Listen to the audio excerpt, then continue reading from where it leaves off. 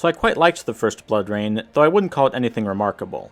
It did make me interested to see how its sequel, BloodRayne 2, would turn out. BloodRayne 2 isn't a great game by any means, but it did improve upon the original in several ways. For one, while the story is still a bit of a mess, it's a bit more focused this time. You once again take control of Rayne, and this time your goal is to eliminate a group of vampires known as the Cult of Kagan, who happen to be half-siblings of Rayne. She intends to wipe them out as revenge against her late vampiric father, and to prevent them from starting a vampire apocalypse. The exact sequence of events and character dynamics of the villains are a bit all over the place, but it's slightly easier to follow than the first game's plot.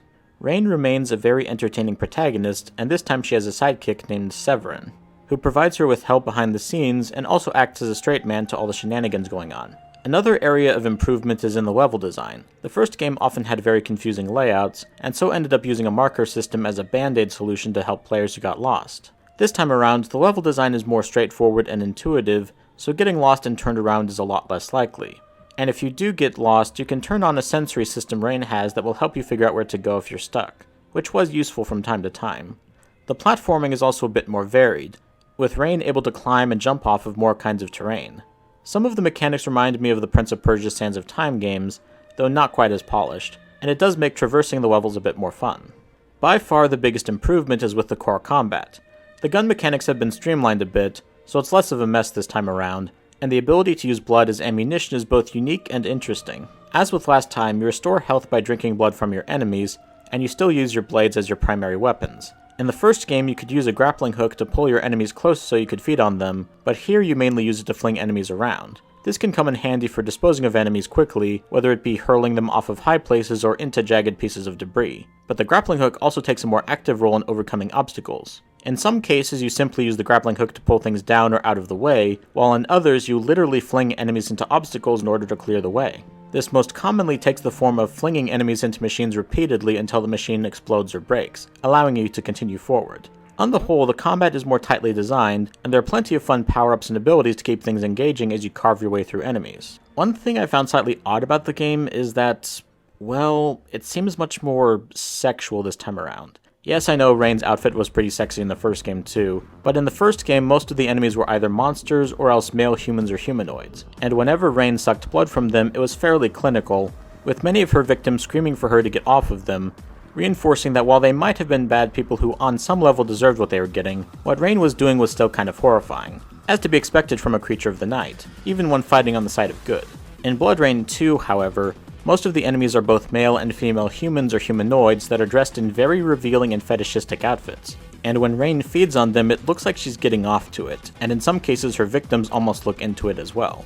It's not exactly a flaw, but it just seems slightly odd. I'm not a prude or anything, but I don't play video games for sexual gratification. I go elsewhere for that sort of thing. So it just felt kind of weird playing a game that at certain points feels like it's trying to be masturbation material. Slight tangent, but out of curiosity I did Google for BloodRayne porn, and much to my disappointment, there was basically nothing that came up. There's that old joke that the internet turns everything into porn, but that's not always true. Making porn takes time and effort, and making good porn also takes talent. And if a series or character is obscure enough, there won't actually be that much erotic material on it. Maybe I just wasn't looking hard enough, but frankly I didn't care enough to put that much effort in. Because unfortunately, while the game is an improvement over its predecessor in many ways, it still feels rather rough around the edges, and it ends up being repetitive. Extremely repetitive. The first game got repetitive too, but it always mixed things up just often enough to prevent boredom. But in BloodRayne 2, you fight the same types of enemies over and over again, in the same way over and over again, in very similar environments over and over again. It got so dull, I almost had to force myself to keep going at times. And this is where the messy story ended up hurting the gameplay, because I wasn't always sure to what end I was doing all this fighting, or if it was worth it. In fact, there's one point in the middle of the game where the story flat out tells you that despite Rayne doing everything right, and doing everything in her power to stop the villain's plans, the plan still happened anyway because reasons. It's both annoying and demoralizing. I didn't feel like I was working towards some great goal or victory, it just felt like I was paddling around until the game decided to end, which it did rather abruptly after you finished off the final boss. The first BloodRayne was a very flawed game that nonetheless had a lot of charm to it, and there was tons of potential for improving upon the core concept in a sequel. But while BloodRayne 2 still has the same charm and did improve in many ways, overall I can't say I'm that impressed. The story is still a mess, the gameplay is still rough around the edges, and there's several chunks of the game that could have been cut out without losing anything.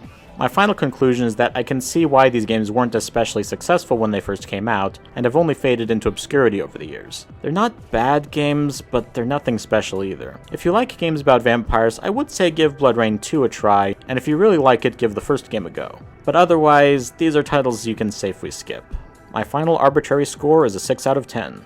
That's all I've got. Thank you for watching, and I hope to see you in the next one.